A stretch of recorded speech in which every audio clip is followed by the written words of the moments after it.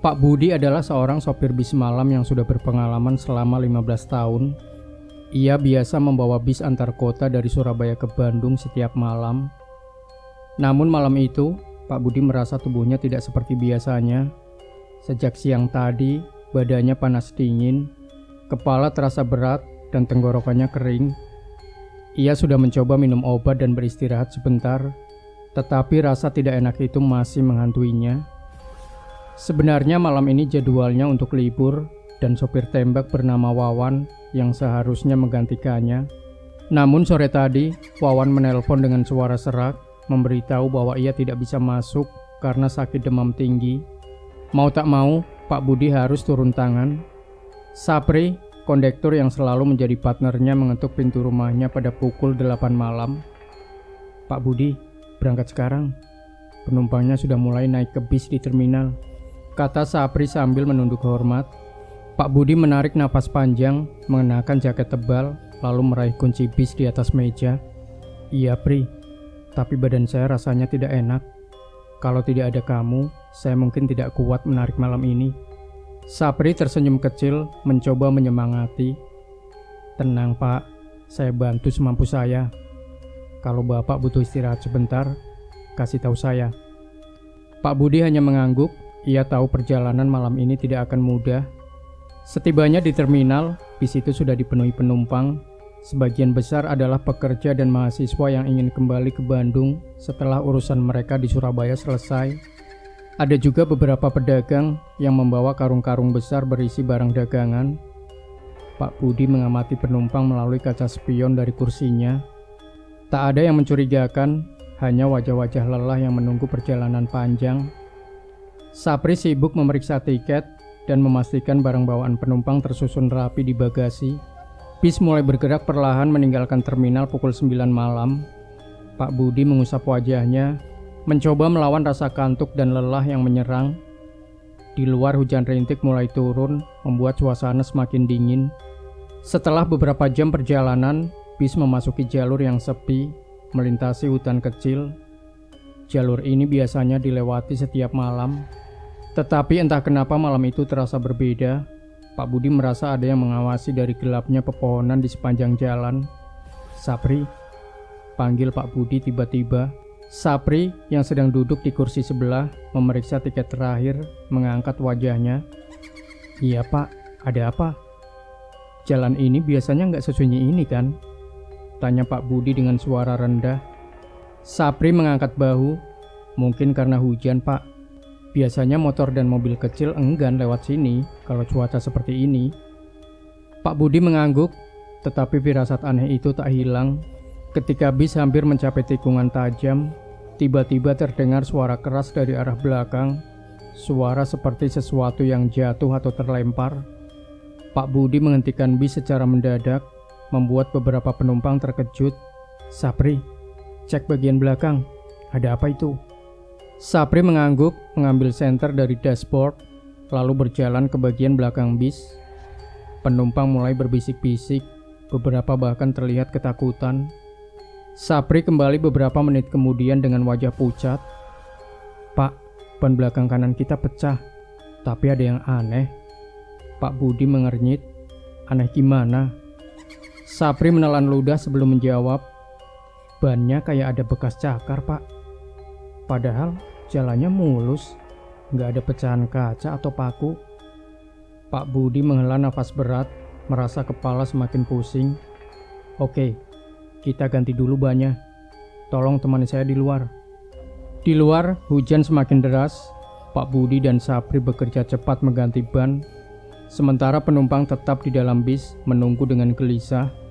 Saat Sapri menyinari ban yang rusak dengan senternya, ia benar-benar melihat bekas cakar besar di permukaan karet. "Pak, lihat ini," kata Sapri dengan suara gemetar, menunjukkan bekas tersebut. Pak Budi memperhatikan bekas itu dengan seksama, tetapi ia hanya menggelengkan kepala. Mungkin ini cuma bekas benda tajam yang gak kita sadari. Namun jauh di dalam hatinya, Pak Budi tahu bahwa ini bukan hal biasa. Setelah ban diganti, bis kembali melanjutkan perjalanan. Pak Budi berusaha mengabaikan firasat buruk yang terus menghantui. Sementara Sapri beberapa kali menoleh ke belakang, seolah merasa ada sesuatu yang mengikuti mereka. Ketika jarum jam menunjukkan pukul 12 malam, bis melewati sebuah jembatan tua yang biasa mereka lintasi. Tapi malam itu, jembatan tersebut tampak lebih gelap dari biasanya. Lampu penerangan yang biasanya menyala mati total. Pak Budi mengurangi kecepatan, mencoba fokus pada jalan yang hanya diterangi oleh lampu depan bis. Saat bis berada tepat di tengah jembatan, mendadak terdengar suara ketukan keras dari atap bis. Pak Budi dan Sapri saling berpandangan. "Apa itu, Pak?" tanya Sapri dengan suara pelan, nyaris berbisik. Pak Budi mencoba tetap tenang. Mungkin ranting pohon yang jatuh karena angin. Namun suara ketukan itu semakin keras, seperti ada sesuatu yang berjalan di atas bis. Penumpang mulai panik, beberapa bahkan berdiri dari kursi mereka untuk melihat keluar jendela. "Tolong tetap duduk, jangan panik," seru Sapri mencoba mengendalikan suasana. Pak Budi menepikan bis setelah melewati jembatan dan mematikan mesin. "Sapri, ambil senter lagi, kita cek keluar." Sapri menatap Pak Budi dengan ragu, tetapi akhirnya mengangguk. Mereka berdua turun dari bis dan menyorotkan senter ke atas atap. Apa yang mereka temukan di atas atap membuat darah mereka membeku. Ada bekas tapak kaki basah seperti jejak binatang, tetapi ukurannya terlalu besar untuk seekor anjing atau kucing. Jejak itu mengarah ke belakang bis, lalu hilang begitu saja. "Pak, ini..." Sapri tidak bisa menyelesaikan kalimatnya. Pak Budi menggelengkan kepala mencoba menenangkan dirinya. "Sudahlah, mungkin itu cuma binatang liar. Kita lanjutkan perjalanan." Mereka kembali ke dalam bis, mencoba bersikap seolah tidak terjadi apa-apa.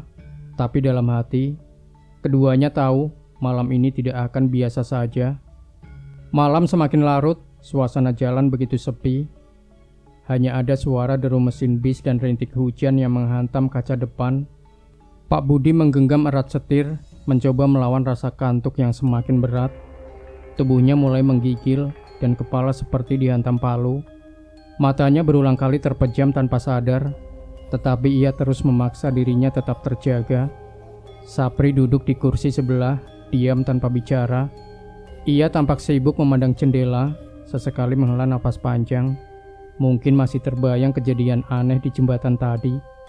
"Pak, kalau lelah, kita berhenti sebentar saja. Istirahat di pinggir jalan. Biar Bapak tidur sebentar," ujar Sapri dengan nada penuh kekhawatiran. Pak Budi hanya menggeleng pelan. "Enggak, Pri. Penumpang gak bisa menunggu terlalu lama. Kita harus sampai di Bandung tepat waktu." Sapri ingin membalas, tetapi ia tahu kerasnya kepala Pak Budi. Ia pun memilih diam, meskipun hatinya tidak tenang. Jalan di depan semakin gelap dan berkabut. Lampu-lampu jalan mulai jarang terlihat dan hanya ada kegelapan pekat yang menyelimuti kanan kiri. Pak Budi mulai merasa matanya berat, pandangannya kabur. Ia mencoba membuka kaca jendela, berharap angin dingin bisa sedikit membuatnya lebih segar. Namun, udara yang masuk justru terasa lembab dan membuat nafasnya makin berat. Kepalanya mulai tertunduk pelan tanpa ia sadari. Dalam hitungan detik, matanya benar-benar terpejam. Bis melaju dengan kecepatan tinggi di jalan yang semakin berkelok.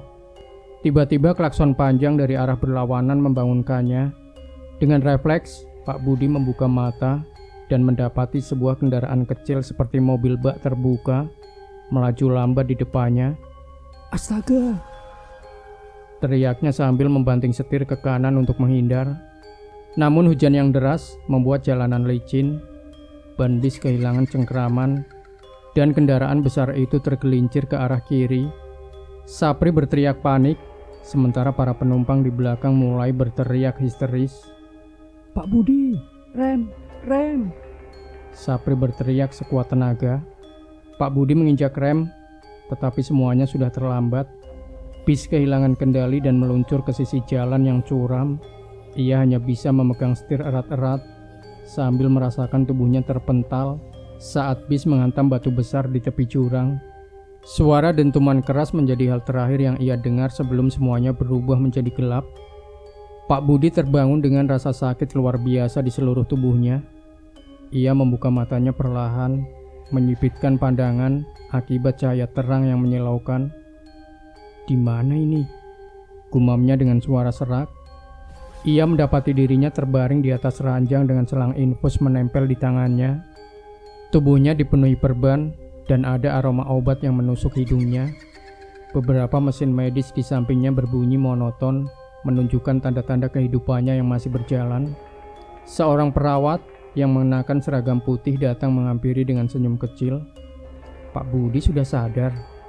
Bagaimana rasanya? Apa yang Bapak ingat? Pak Budi mencoba mengingat-ingat, tetapi kepalanya terasa berat. Bayangan bis yang jatuh ke dalam jurang perlahan kembali. Ia terkejut. Jantungnya berdegup kencang. Bis, Sapri, penumpang, apa yang terjadi? Perawat itu menghela nafas panjang.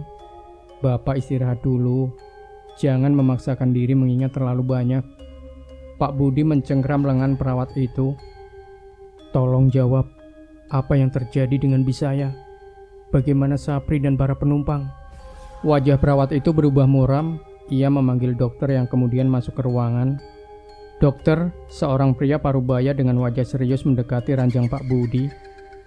Pak Budi, Anda sopir bis yang jatuh di jalur jurang kemarin malam kan? Tanya dokter dengan nada hati-hati. Pak Budi mengangguk lemah.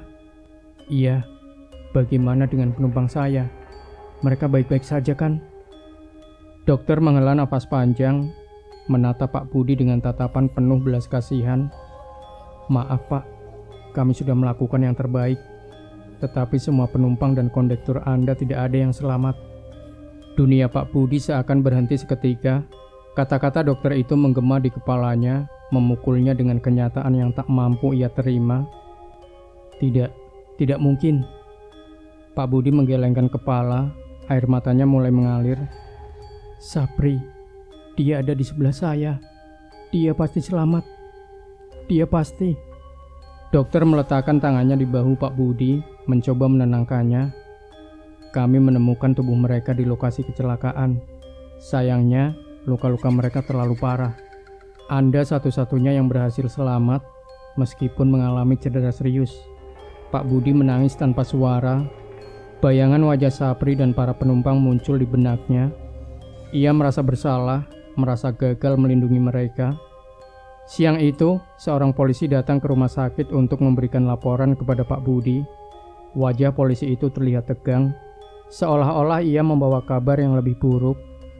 Pak Budi, saya adalah petugas yang menangani lokasi kecelakaan Anda. Ujar polisi itu sambil duduk di kursi di samping ranjang. Pak Budi mengangguk lemah. Apa yang Anda temukan, Pak? Polisi itu terdiam sejenak, lalu berkata, kecelakaan ini cukup aneh, Pak Budi.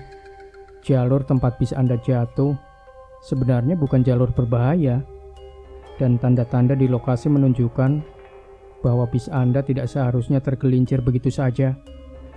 Pak Budi mengerutkan kening. Maksud Anda, jalanan licin karena hujan? Mungkin itu penyebabnya. Polisi menggeleng. Kami memeriksa rem bis Anda, tetapi tidak ada kerusakan. Bahkan, roda-roda bis Anda dalam kondisi baik setelah diperiksa ulang. Namun ada sesuatu yang aneh di bagian samping bis Anda. Pak Budi menahan nafas. Aneh bagaimana? Polisi melanjutkan dengan nada pelan, seolah ragu untuk mengatakannya. Kami menemukan bekas goresan panjang di sisi bis seperti bekas cakaran besar, dan lebih aneh lagi di lokasi kecelakaan. Beberapa saksi mengatakan mereka melihat sesuatu. Pak Budi menatap polisi itu dengan tatapan penuh tanya. Sesuatu apa? Polisi terdiam sejenak, lalu berkata, beberapa warga yang kebetulan melintas mengatakan mereka melihat bayangan besar di sekitar bis Anda sebelum kejadian. Tapi kami belum bisa memastikan apa itu. Setelah polisi pergi, Pak Budi terdiam lama. Kata-kata tentang bayangan besar dan bekas cakaran di bis terus menghantuinya. Ia mencoba mengingat kembali kejadian sebelum bis terjatuh, tetapi ingatannya terasa buram. Namun, ada satu hal yang ia ingat dengan jelas. Suara ketukan di atap bis saat mereka melewati jembatan malam itu. Apakah suara itu ada hubungannya dengan kecelakaan ini? Pak Budi memejamkan matanya, tetapi rasa bersalah dan bayangan kejadian itu terus menghantui pikirannya. Ia merasa ada sesuatu yang belum selesai, sesuatu yang harus ia ketahui. Waktu berlalu cepat, tapi luka di hati Pak Budi tak kunjung sembuh. Suasana di rumah sakit terasa dingin dan hampa. Setiap malam ia dihantui oleh mimpi buruk tentang bis yang terjun ke jurang. Teriakan para penumpang dan wajah Sapri yang terakhir kali ia lihat sebelum semuanya menjadi gelap. Tidak lama setelah sembuh, polisi menyelesaikan penyelidikan mereka. Hasilnya, Pak Budi dinyatakan bersalah atas kecelakaan yang merenggut nyawa semua penumpang dan kondektur Sapri.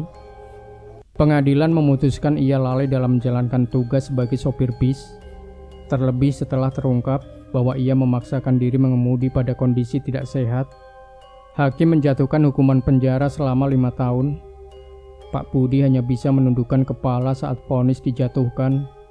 Ia tahu sebagian besar kesalahan memang terletak padanya. Rasa bersalah terus menghantuinya. Tapi hukuman ini terasa seperti tambahan beban yang hampir tak sanggup ia pikul. Hari pertama Pak Budi di penjara adalah mimpi buruk. Ia ditempatkan di sel yang sempit bersama 2 tahanan lain yang terlihat kasar dan bertato.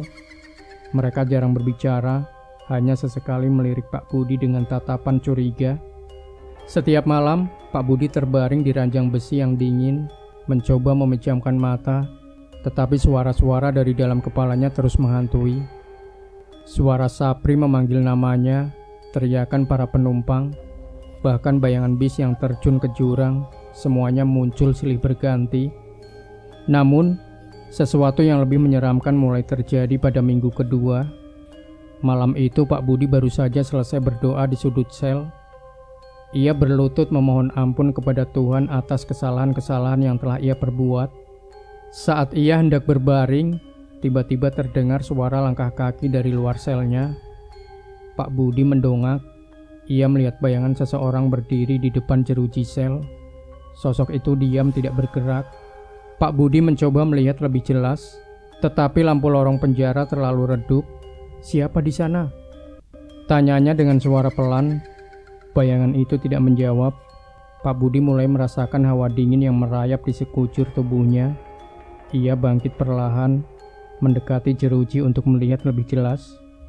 Dan di sanalah ia melihatnya, sosok Sapri. Sapri berdiri dengan wajah kosong, mengenakan seragam kondektur yang ia kenakan malam itu.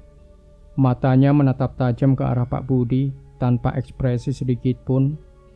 Pak Budi mundur dengan napas terengah-engah. "Sapri, itu kamu?" Sapri tidak menjawab. Ia hanya diam, mematung seperti patung batu. Pak Budi meremas jeruji besi, mencoba memastikan bahwa yang dilihatnya benar-benar nyata. "Sapri, maafkan aku. Aku tidak bermaksud." Namun, sebelum ia sempat menyelesaikan kalimatnya, sosok Sapri menghilang begitu saja. Sejak malam itu, penampakan Sapri menjadi semakin sering. Setiap malam Pak Budi melihatnya di berbagai sudut penjara, di lorong, di depan jeruji, bahkan terkadang di sudut selnya sendiri. Kadang-kadang Sapri hanya berdiri diam, tetapi ada malam-malam di mana Sapri muncul lebih dekat, cukup dekat, hingga Pak Budi bisa merasakan hawa dingin dari tubuhnya. Yang paling mengganggu adalah tatapan Sapri. Tatapan itu tidak penuh amarah atau kebencian, tetapi kosong, seperti menunggu sesuatu. Di sela-sela malam, Pak Budi juga sering bermimpi. Dalam mimpinya, ia selalu berada dalam bis itu lagi, bersama Sapri yang duduk di kursi sebelahnya. Sapri diam saja menatap lurus ke depan. Tetapi dalam mimpi itu, Pak Budi selalu merasa bahwa Sapri ingin mengatakan sesuatu, meskipun tidak pernah ada kata-kata yang keluar dari mulutnya. Hari-hari di penjara semakin berat bagi Pak Budi. Ia mulai kehilangan nafsu makan dan sulit tidur. Teman-teman selnya memperhatikan perubahan ini dan mulai bertanya, "Hei Pak Tua," salah satu dari mereka memanggil, "kenapa akhir-akhir ini kelihatan aneh? Jangan-jangan lagi mau kabur ya?" Pak Budi menggeleng lemah. "Bukan itu. Aku cuma dihantui rasa bersalah. Mereka menatapnya dengan tatapan tidak percaya, tetapi tidak ada yang mendesak lebih jauh. Pak Budi akhirnya memutuskan untuk bercerita kepada seorang sipir yang terlihat ramah. Ia menceritakan semua hal yang ia alami sejak kecelakaan itu, termasuk penampakan Sapri di dalam penjara. Sipir itu mendengarkan dengan serius, tetapi akhirnya hanya berkata, "Pak Budi, mungkin ini hanya perasaan bersalah yang menghantui pikiran Bapak. Coba perbanyak doa dan mohon ampun kepada Tuhan." Pak Budi mengangguk, meskipun dalam hatinya ia merasa penjelasan itu tidak sepenuhnya benar. Ia tahu apa yang ia lihat bukan sekadar halusinasi. Malam itu, penampakan Sapri menjadi semakin intens. Pak Budi terbangun mendadak karena mendengar suara langkah kaki di dalam selnya. Saat ia membuka mata, ia melihat Sapri berdiri di sudut sel lebih dekat dari sebelumnya. "Sapri, apa yang kamu mau?" Pak Budi bertanya dengan suara gemetar. Untuk pertama kalinya Sapri menggerakkan tubuhnya. Ia mengangkat tangan, menunjuk sesuatu ke arah Pak Budi. Pak Budi mengikuti arah jari itu, tetapi ia tidak melihat apa-apa kecuali dinding sel yang kosong. "Apa maksudmu, Pri? Aku nggak ngerti." Sapri menurunkan tangannya, lalu perlahan mendekat, hingga wajahnya hanya beberapa inci dari wajah Pak Budi. Tatapan kosongnya berubah menjadi sesuatu yang lebih intens, seolah-olah ia mencoba menyampaikan sesuatu yang sangat penting. Namun, sebelum Pak Budi sempat bertanya lagi, Sapri menghilang seperti embun yang memudar. Pak Budi duduk termenung di atas ranjangnya hingga pagi tiba. Ia mencoba mengingat setiap detail dari penampakan Sapri, terutama arah yang ia tunjukkan tadi malam. "Apa yang sebenarnya kamu inginkan, Pri?" gumamnya pelan.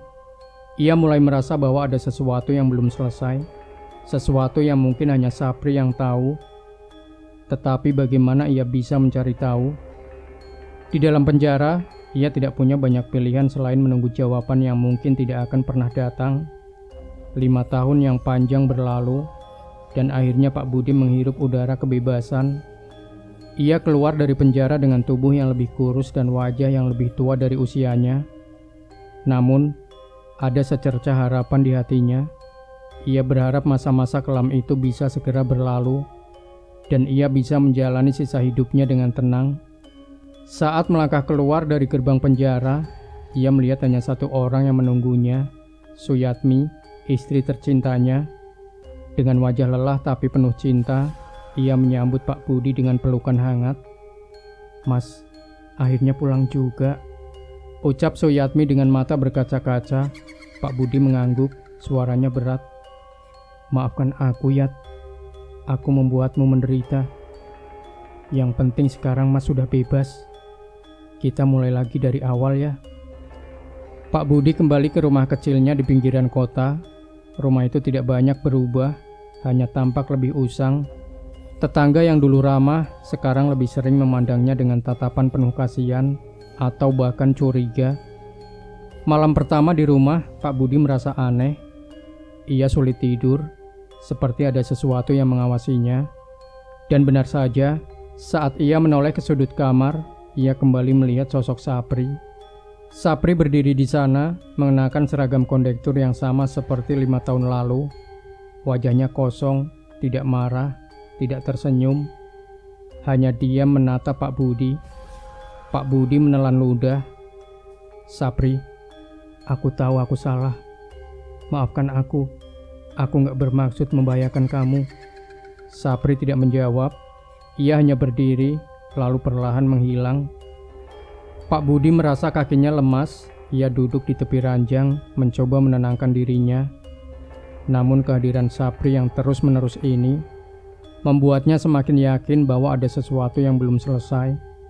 Keesokan harinya, Suyatmi membawa kabar yang mengejutkan. Saat sedang belanja di pasar, ia bertemu dengan seorang wanita yang ternyata adalah istri Sapri. "Istrinya Sapri masih tinggal di kampung, Mas," cerita Suyatmi saat mereka sedang makan malam. "Katanya dia sedang hamil tua saat kecelakaan." Pak Budi menghentikan sendoknya. "Istri Sapri hamil saat kecelakaan itu?" "Iya, Mas. Katanya Sapri meninggal pas dia baru tahu kalau sedang mengandung anak pertama mereka. Kasihan banget, sekarang dia sendirian, gak punya siapa-siapa.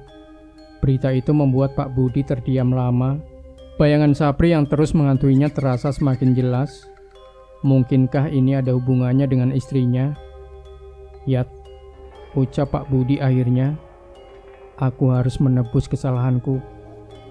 Kalau istrinya Sapri butuh bantuan, aku akan membantu sebisanya. Beberapa hari kemudian, Pak Budi memutuskan untuk pergi ke kampung Sapri bersama Suyatmi. Perjalanan itu tidak mudah karena kampung Sapri berada di daerah terpencil. Namun semangat Pak Budi untuk menebus dosanya memberikan kekuatan. Setibanya di sana, mereka menemukan rumah sederhana milik Sapri. Istrinya, seorang wanita bernama Minah, menyambut mereka dengan ramah, meskipun wajahnya terlihat lelah. Anak Minah sudah besar, berusia 5 tahun. Pak Budi, saya nggak nyangka Bapak mau datang ke sini, ucap Minah dengan suara lirih. Pak Budi menunduk, merasa berat hati untuk menatap wanita itu. Minah, saya datang ke sini karena merasa punya tanggung jawab. Saya minta maaf atas apa yang terjadi pada Sapri. Saya nggak bisa mengembalikannya, tapi saya ingin membantu kamu dan anakmu. Minah menahan tangis. Sapri sering cerita tentang Bapak.